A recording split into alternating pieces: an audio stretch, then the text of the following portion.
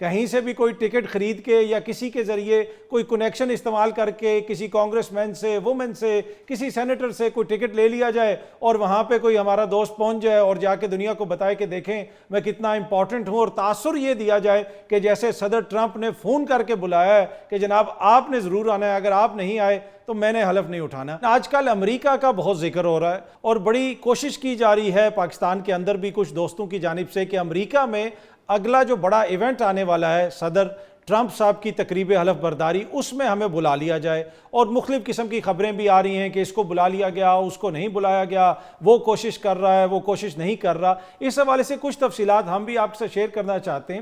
یہ جو انوگریشن یا تقریب حلف برداری کی تقریب ہوتی ہے، اس میں ٹکٹس جاری کیے جاتے ہیں جو وہاں کے کانگریس مین، کانگریس وومن، سینیٹرز، ان کو دیے جاتے ہیں، آگے سے وہ ٹکٹس لوگوں کو دیتے ہیں۔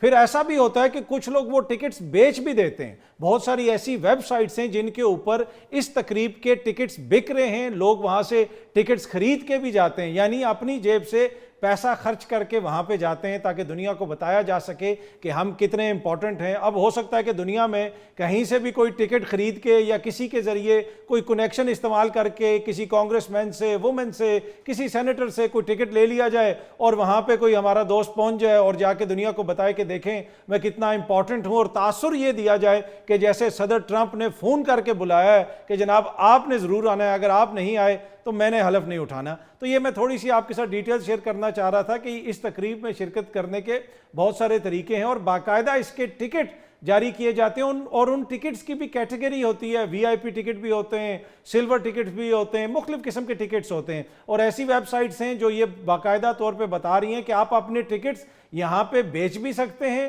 اور یہاں سے آپ ٹکٹس خرید بھی سکتے ہیں۔ تو اس کو سمجھنا بہت ضروری ہے۔ اگر کوئی آپ کو یہ کہے کہ جی ٹرمپ نے مجھے بلا لیا ہے اس لیے میں وہاں پہ پہنچا ہوا ہوں، تو میرے خیال میں تھوڑا سا وہ جسے کہتے ہیں نا پنچ آف سالٹ کے ساتھ آپ کو اس نیوز کو لینا چاہیے۔ دوسری خبروں میں جو ایک اور امپورٹنٹ خبر ہم نے حالیہ دنوں میں دیکھی کہ پاکستان انٹرنیشنل ایئر لائن نے دوبارہ پیرس کے لیے پرواز کا آغاز کر دیا۔ پروازیں اب وہاں پہ جانا شروع ہو گئی ہیں، جو یقیناً ایک اچھی خبر ہے۔ پہلے پی آئی اے کو ہم نے بیچنے کی کوشش کی اور اس کا جو ہم نے حال کیا وہ تو ہمارے سامنے ہے، لیکن اب پی آئی اے کو دوبارہ یورپ کے لیے ری لانچ کیا گیا۔ لیکن ری لانچنگ کے موقع کے اوپر جو اشتہار بنایا گیا اس کو دیکھ کے ایسے لگتا ہے کہ جیسے ہم نے کوئی یورپ کو دھمکی دی۔ اب یہ میں نہیں کہہ رہا، آپ سنیں کہ نائب ہمارے وزیر اعظم اور وزیر خارجہ جناب اسحاق ڈار صاحب اس حوالے سے کیا فرما رہے ہیں، ذرا سنیے گا۔ اور پرائم منسٹر نے اس کے اوپر انکوائری ایک آرڈر کر دی ہے کہ یہ جو ایڈ ہے یہ کس نے یہ کنسیو کی ہے۔ میں اسٹوپیڈیٹی کہ آپ آئیفل ٹاور کو دکھا رہے ہیں، اب جہاز اس کے اوپر بھی دکھا سکتے ہیں، پھر وی آر کمنگ اور فیس اس کا فیس ہی دوسری طرف کر دے۔ جی آپ نے سنا اسحاق ڈار صاحب کہہ رہے ہیں کہ جہاز کا منہ ہی دوسری طرف کر دیں، اور آپ اس طرح کہہ رہے ہیں کہ وی آر کمنگ۔ تو اگر آپ اس اشتہار کو دیکھیں، یہ سامنے آپ کو اسکرین پہ بھی نظر آ رہا ہوگا، اس میں باقاعدہ جناب وہ ٹاور کی طرف جا رہا ہے، ایفل ٹاور کی طرف پی آئی اے کا جہاز، اور جو کچھ ساتھ لکھا ہوا ہے پوری دنیا میں اس کے اوپر اعتراض ہوا۔ جو اسحاق ڈار صاحب نے کوسچن اٹھایا، بڑا امپورٹنٹ کوسچن ہے کہ یہ کس نے جناب اس کو اپروو کیا۔ ری لانچنگ اگر ہم نے اس طریقے سے کرنی ہے تو یہ تو شو کرتا ہے کہ نہ ہم اس کو چلا سکتے ہیں، نہ ہم اس کو بیچ سکتے ہیں، نہ ہی ہم ایک اچھا اشتہار بنا سکتے ہیں۔ تو ان لوگوں کے حوالے ہے جناب اس وقت یہ پی آئی اے، اور صرف اسحاق ڈار صاحب نہیں، ایون کہ پیپلز پارٹی کی جو شیری رحمان صاحبہ ہیں انہوں نے بھی اس کے اوپر اعتراض کیا۔ There has been an advertisement that has cost the reputation of the airline greatly. کہ انہوں نے سر جہاز دکھایا ہے، ساری دنیا میں اس کی جگہ سائی ہوئی ہے، جہاز دکھایا ہے سیدھا آئیفل ٹاور میں جاتے ہوئے اور کہا ہے Paris we are coming for you۔ اب جن لوگوں نے یہ اشتہار اپروو کیا ہے، کیا ان کے خلاف کوئی کارروائی ہوگی، کچھ ہوگا، کوئی نتیجہ نکلے گا؟ مجھے نہیں پتا۔ پہلے جن لوگوں نے پی آئی اے کو بیچنے کی کوشش کی اور جس طریقے سے اس سارے عمل کو متنازع بنایا اور جس طریقے سے ہمارے ڈالرز بھی لگے، ہم نے یہاں پہ کنسلٹنٹس کو پیسے بھی دیے، لیکن پھر بھی ہم پی آئی اے بیچ نہ سکے۔ اکثر کہا جاتا ہے کہ جی وہ بڑے نالائق لوگ تھے، کاروبار چلا نہیں سکے، بیچ دیا۔ لیکن یہاں پہ آپ ان کی لائکی کا اندازہ لگائیں کہ نہ یہ چلا سکے نہ ہی یہ بیچ سکے، اور جب انہوں نے ری لانچ کیا پیرس کے لیے، یورپ کے لیے، وہ کیسے کیا وہ بھی ہمارے سامنے ہے۔ آج کے پروگرام میں کچھ دیگر اہم معاملات ہیں، ان کے اوپر گفتگو کریں گے۔ کل دوبارہ مذاکراتی کمیٹیاں بیٹھ رہی ہیں، مذاکرات ہو رہے ہیں، کیا کوئی نتیجہ نکلے گا؟ کل کیا ایکسپیکٹ کیا جا رہا ہے؟ کیا کوئی ٹی او آرز سامنے رکھے جائیں گے؟ اس کے ساتھ ساتھ چیف الیکشن کمشنر صاحب بھی ریٹائرڈ ہو رہے ہیں، 26 जनवरी को पाकिस्तान तहरीक इंसाफ ने स्पीकर साहब को ख़त भी लिख दिया है, इस हवाले से भी गुफ्तगू करेंगे और दीगर जो सियासी मामलात हैं कोशिश करेंगे कि प्रोग्राम के पहले हिस्से में अपने मेहमानों से उनके हवाले से उनसे गुफ्तगू करें। इन सारे मामलात पे गुफ्तगू करने के लिए पाकिस्तान तहरीक इंसाफ के रहनुमा सेनेटर ओन अब्बास बप्पी साहब हमारे साथ मौजूद हैं। सर आपका बहुत बहुत शुक्रिया। सीनियर सहाफ़ी एंकर पर्सन मुनीफ फारूक साहब भी हमारे साथ मौजूद हैं। मुनीफ साहब आपका भी बहुत बहुत शुक्रिया। बप्पी साहब मैं ज़रा आपसे शुरू करना चाहूँगा, कल दोबारा मुज़ाकरात हो रहे हैं, आपको कोई उम्मीद है? औज़ुबिल्लाहिमिनश्शैतानिर्रजीम, बिस्मिल्लाह। देखें, as a political worker yes, मुझे बहुत ज़्यादा उम्मीद है, लेकिन अभी तक गवर्नमेंट की तरफ से वो गर्म जोशी जो मैं एक्सपेक्ट कर रहा था जो एक रियासत की तरफ से होनी चाहिए थी, अल्टीमेटली इसके लिए जो कीन एक मोटिवेशन फोर्स थी वो तो गवर्नमेंट खुद होनी चाहिए थी।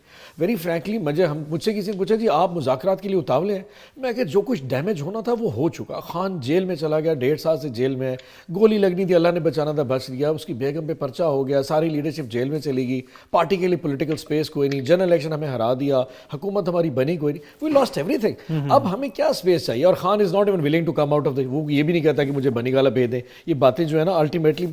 सो इन सारी चीज़ों में एक स्पेस थी कि अवाम का जो इकोनॉमिक इशूज़ हैं, एंड वेरी फ्रैंकली मैं तो बार बार कहता हूँ कि ये जो हमें जो बार बार इंडिकेटर्स दिखाते हैं कि जी मुल्क बड़ा ऊपर जा रहा है, इकॉनमी जा रही है, that is not true. Ask anybody, अपने कैमरामैन से पूछें कि इसकी ज़िंदगी में कोई आसानी पैदा हुई है?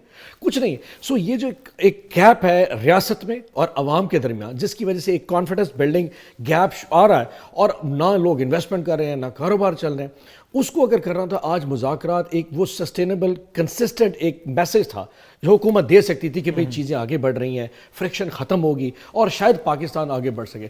लेकिन गवर्नमेंट की तरफ से वो भी कीननेस नजर आया। हमें कह रहे थे आप रिटर्न में दे दें, कल रिटर्न में दे देंगे, लेट्स सी व्हाट। कल वैसे आप रिटर्न में दे देंगे? ऑफ कोर्स दे देंगे, लेकिन मैं उम्मीद करता हूं कि हमारे दो जो मेन शराइत हैं उनमें से कम से कम किसी एक के ऊपर कल कंस्ट्रक्टिव कोई एक जवाब आ जाए। एंड द फर्स्ट वन देखें जुडिशल कमीशन, जुडिशल कमीशन एक तो मतलब आपने एक कागज़ निकालना और कह देना है कि जी सुप्रीम कोर्ट के फलाने 5, 6, 8, 10, 12 सारे जजेस हम मुकर्रर करते हैं। आज इमरान खान साहब ने बड़े ज़ोर से कहा है क्योंकि ये अबैटर भी है और फैसिलिटेट और पता नहीं कौन कौन से लफ्ज़ हैं।